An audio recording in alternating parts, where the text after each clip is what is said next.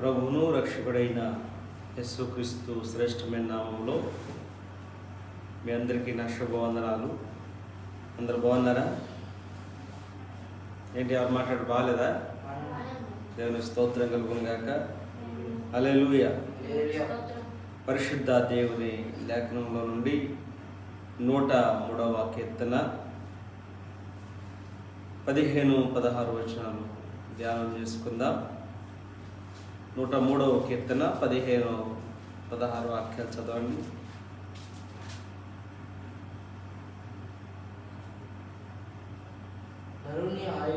నరుని ఆయువు గడ్డివలెనున్నది, అడవి పువ్వు పూయినట్లు వాడు పూయును, దాని మీద గాలి వీచగా అది లేకపోవును, ఆ మీదట దాని చోటు దాన్ని ఎరగదు. చాలు. దేవుని బిడ్డలారా, ప్రార్థన చేసుకుని దేవుని వాక్యంలోకి వెళ్దాం.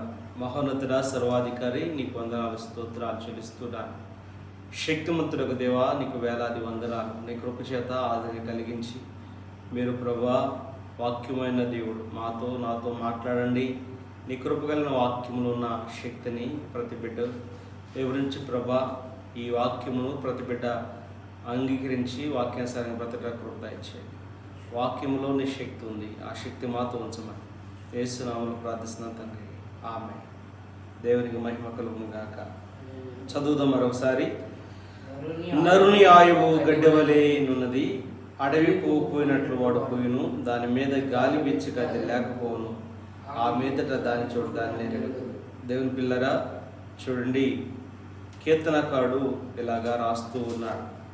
ఏమని రాస్తున్నాడంటే, దావీదు దేవుని సన్నిధిలో ఈ కీర్తన తన ప్రాణమును గురించి మాట్లాడుతూ, నా ప్రాణమా యెహోవాను స్తుతించుము అని ప్రారంభించాడు.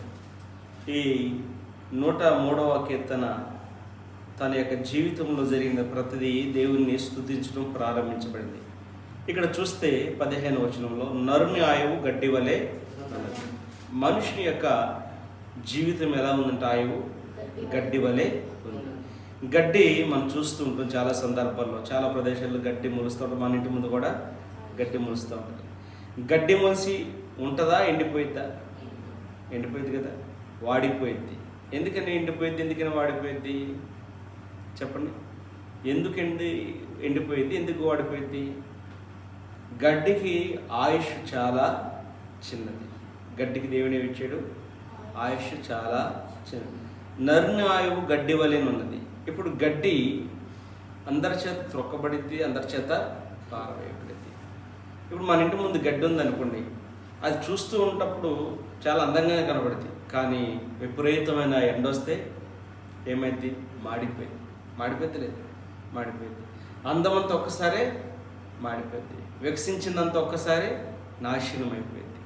అయితే మన జీవితంలో మన యొక్క ఆయువు ఎలా ఉందని భక్తుడు మాట్లాడుతున్నాడంటే, మీ ఆయువు అని అనకుండా నరుని ఆయువు గడ్డి వలె ఉన్నది. మన ఆయువు ఎలా ఉంది? గడ్డి వలె ఉంది. కానీ మనం ఏమనుకుంటాం? నేను చాలా బలవంతుడిని, నేను చాలా బలవంతురాలిని, నేను చాలా జ్ఞానిని. మన ఆయువు ఎలా ఉందో మనకు అర్థం కాదు. కానీ భక్తుడు దేవుని దగ్గర ప్రార్థన చేసి ఆయన అంటున్నాడు, నరుని ఆయువు గడ్డి వలె. ఈ గడ్డి లాంటి బ్రతుకి ఎన్ని హంగులు దిద్దుకుంటాం కదా, ఎన్ని హంగులు చేసుకుంటూ ఉంటాం, ఎన్ని హంగులు కలిగి బ్రతుకుతూ ఉంటాం. కొందరు లేచి బ్రష్ చేసి వాష్రూమ్కి వెళ్ళి స్నానం చేసి వచ్చి మేకప్ వేసుకొని బయటకు రారు కదా. కొందరు మేకప్ అంటే చాలా ఇష్టం కదా, చెప్పాలి, నోటి తెచ్చి చెప్పాలి, ఇష్టమేనా కదా, ఇష్టం. కొంతమంది ముస్తాబు అవ్వకుండా బయటికి రాలేదు. కొంతమంది ఏముంది ఈ జీవితం ఏదో జీవితం అనుకుని వెళ్ళిపోతూ ఉంటారు. ఏదనుకున్నా ఎన్ననుకున్నా మానవుని యొక్క ఆయువు ఎలా ఉందంటే గడ్డి వలె ఉంది. ఈ గడ్డి వలె ఉన్న జీవితాన్ని భద్రపరచుకోవాల్సింది ఎవరంటే మానవుడే. మన జీవితాన్ని మనం భద్రపరచుకోకపోతే మన జీవితం పాడైపోయిన తర్వాత, మన జీవితం నాశనం అయిపోయిన తర్వాత, మనము సమాధి చేయబడిన తర్వాత, చనిపోయిన తర్వాత, సమాధి చేయబడిన తర్వాత రక్షణ అనేది మనకు లేకపోతే దేవుని రాజ్యంలో మనం ప్రవేశించకపోతే మన ఆత్మ ఏమైపోయింది? అగ్నిలో కాల్చబడుతూ ఉంటుంది. మన ఆత్మ సంబంధమైన జీవితంలో మనం నేర్చుకోవాల్సిన పాఠం ఏంటంటే, ఈ గడ్డి లాంటి ఆయువుకు దేవుని శక్తిని జతపరచాలి. స్తోత్రం కలుగును గాక. ఎవరిని జతపరచాలి? మనము దేవుని శక్తిని ఎరిగి, దేవుని శక్తిని పొందుకొని, దేవుని శక్తిలో మనము నింపబడాలి. దేవుని ఆత్మ చేత నింపబడాలి, పరిపూర్ణతలో నడిపింపబడాలి. దేవుని ఆత్మ మనల్లో ఉన్నప్పుడు దైవిక శక్తివంతమైన కార్యములు మన కనులారా చూస్తూ ఉంటాం. రెండో మాట ఏమంటున్నాడు? అడవి పువ్వు పోయినట్లు వాడు పోయాను. ఒకరోజు అంట 2 పువ్వులు ఇలా మాట్లాడుకుంటున్నాయంట. ఏ పువ్వులు అంటే, ఒక రోజు 2 పువ్వులు, గులాబీను మల్లెపువ్వు మాట్లాడుకుంటుందంట. మల్లెపువ్వు అంటుందంట, నేను చాలా తెల్లగా ఉంటాను, మంచి సువాసన ఇస్తాను అంటుందంట. ఏమంటుంది? నేను చాలా తెల్లగా ఉంటాను, మంచి సువాసన ఇస్తాను.